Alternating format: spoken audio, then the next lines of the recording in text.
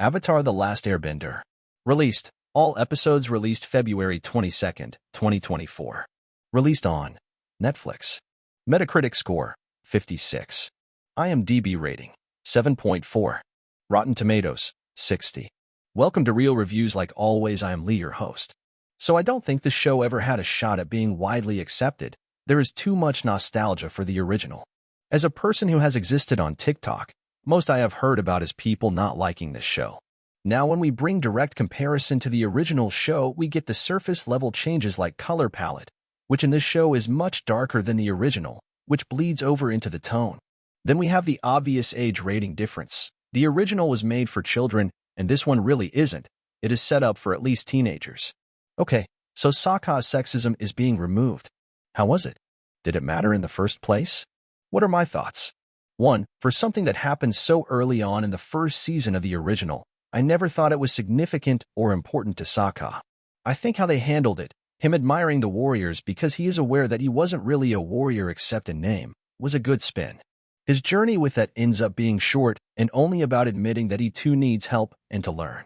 Of the 4 core cast, Aang, Katara, Sokka, and Zuko, I think they did a decent enough job casting them. Of them, I feel like Ian Ousley as Sokka and Dallas James Liu as Zuko are the most compelling. Gordon Cormier as Aang seems to be lacking a bit. Even within the context of just this show, he feels a bit hollow. The real star of this show? You knew it was going to be Iroh, don't pretend. Paul Sun-Hyung Lee is absolutely amazing in every scene he is in, and I don't think anyone would really disagree. What about the other actors and actresses? I don't really have strong opinions for or against any of them. There are certainly some tonal shifts, especially with characters like Bumi, but the acting is fine. I have already seen a lot of discourse around the writing. Many saying it is bad. Many saying there isn't any character development.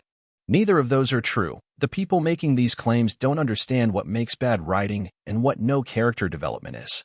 I have spoken with some of them, and they think that the show not being shot for shot the originals means there is no character development. That isn't how this works. Every character has development, some larger than others, but this isn't the original, so their paths are different in some ways. This show is trying for a less goofy, more serious grounded mood, and that doesn't always work. Some of the writing choices do feel really odd, especially when the runtime of this show is the same as the runtime of the original show. It isn't perfect, and I won't pretend that it is, but let's not act like this is the worst show ever written just because it isn't an exact remake. An exact remake would have been boring and pointless.